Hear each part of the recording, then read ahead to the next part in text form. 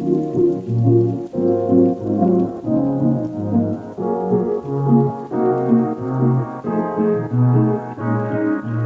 friends, welcome back to my channel. My name is Reagan, and in today's video we are going to be seeing how many books we can read within 24 hours.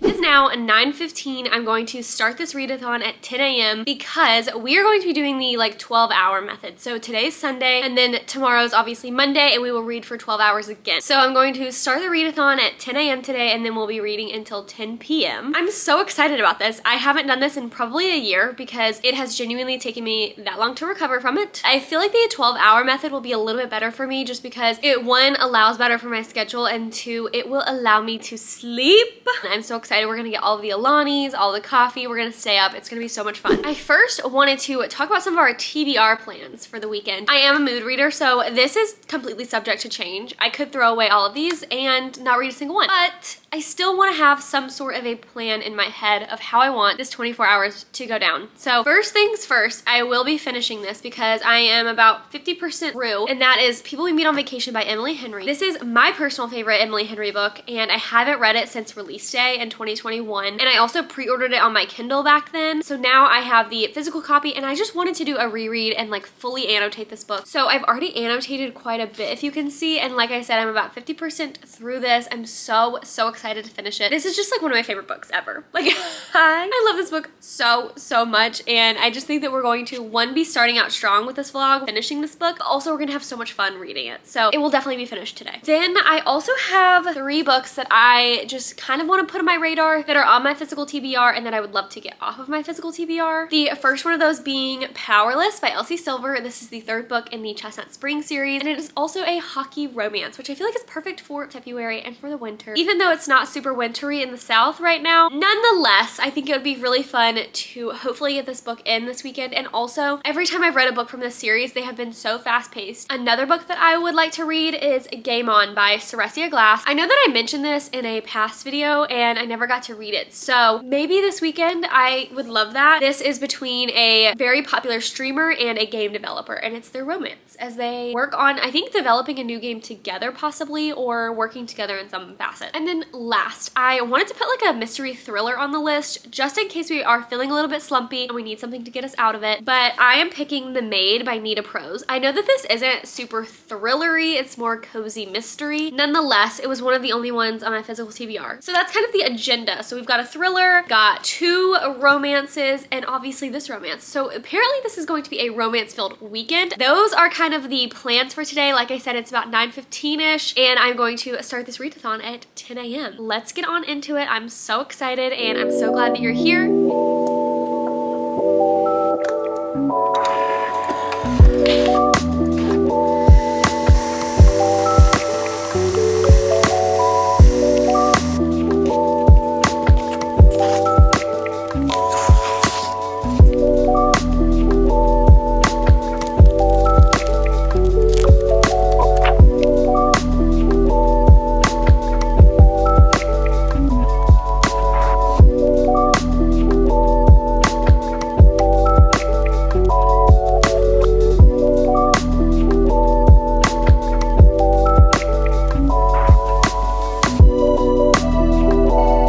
Okay, besties, we have now finished our first book of the 24-hour readathon. Obviously, none other than People We Meet on Vacation by Emily Henry. Ugh, this was just the most amazing reread experience. I love this book so much. Alex Nelson?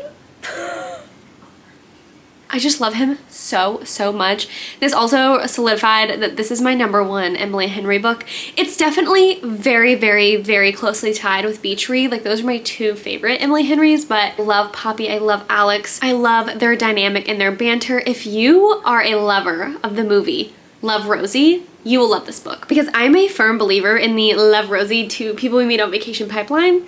It's real, okay? If you don't know what this is about, we have Poppy and Alex. They are best friends and have been friends since college, and every summer they take a summer trip because Poppy is a travel blogger, and so she gets trips paid for and things. So she takes Alex with her, and they just have the time of their lives. But then one year something happens and they haven't talked for a few years until Poppy proposes that like they should go on one more summer trip in an effort to save their friendship. And then obviously they fall in love, which we love. So this book is just absolutely fantastic. I just have no notes, okay? No notes. I'm very glad that we started this vlog out with a 5-star, of course. I will say, it is now 5:30, and I said in my last video that we are moving, so I actually ended up having some last minute kind of moving things happen today, and so I ended up not really starting at 10 a.m. I kind of started around 1 p.m. mark, so I'm just gonna move our like 12-hour timeline, and I'm just gonna stay up until 1 a.m. tonight and read, which I am prepared with a Red Bull because I just want to be able to stay up. I like really want to try and dedicate myself to this vlog.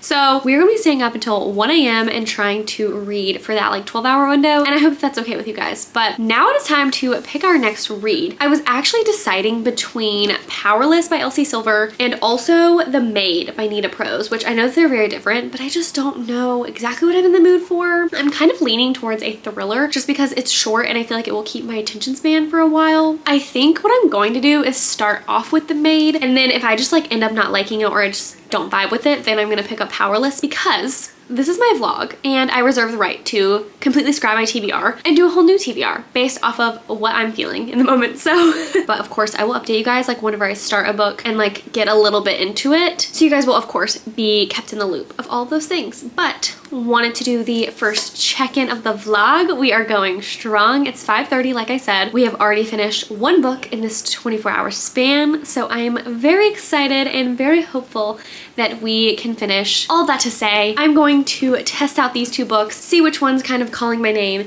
and then I will update you guys when I am a little bit further into one of them. Okay, I wanted to update because I am not going to be reading Powerless or The Maid because I really decided that I wanted a Kindle book and that I wanted a thriller, because if I have to stay up until 1 a.m. I would really rather read on my Kindle. I would prefer that. So I was like trying to see what I had on my Kindle that was a thriller, and I think I'm gonna go with The Villa by Rachel Hawkins. I do enjoy Rachel Hawkins thrillers. I think that it will be fun because it's very short. It's like 270 pages, I believe. All I know about this is that it's like some friends that go on a trip to an Italian villa for like a summer vacation trip kind of thing, and people die or there's a mystery or something unfolds from there. I just wanted to input this super quick clip because I just wanted to say that I was abandoning the TBR, of course, and picking up a different book. So I'm going to be starting The Villa by Rachel Hawkins, and we will see what I think about it. Okay, bye besties.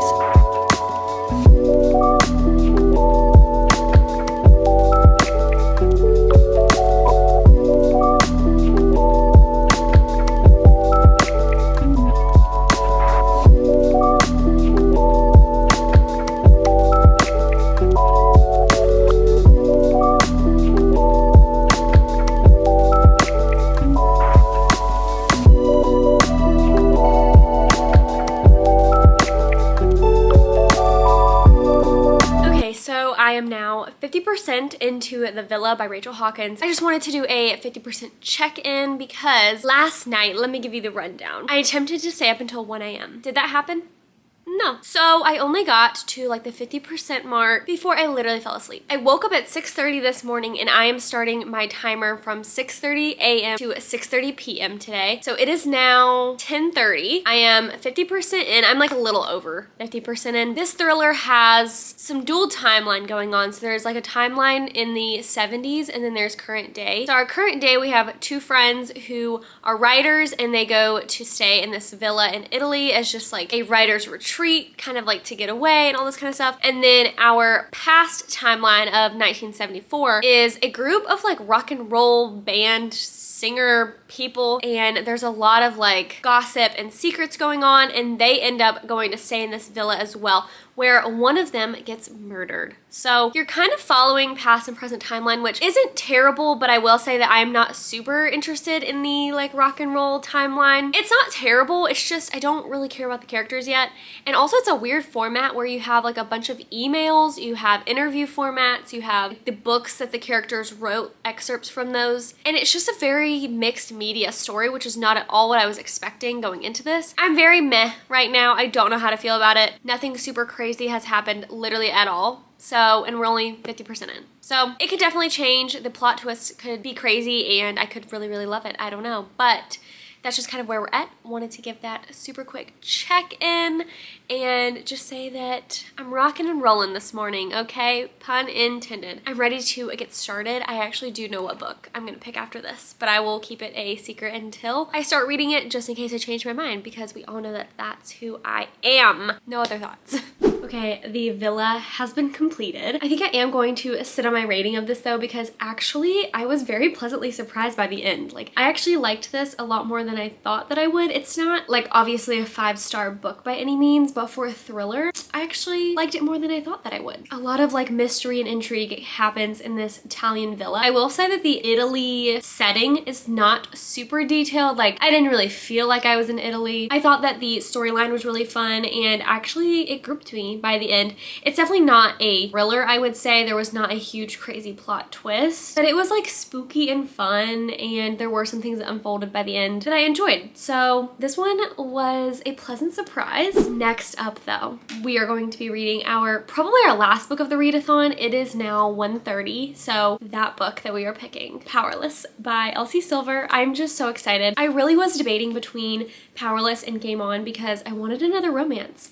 Usually I am in my fantasy era, but for some reason these like fun contemporary romances have just been the best things ever. And also it is so sunny and nice today here. Like, I've been sitting outside just basking in the sun, and I always feel like the sunshine and being outside always makes me crave a contemporary type romance. But yeah, I'm so excited about this. I will of course update you guys. That's kind of all of the updates that I have. I'm going to go sit back outside in the sun and enjoy all of the sun rays.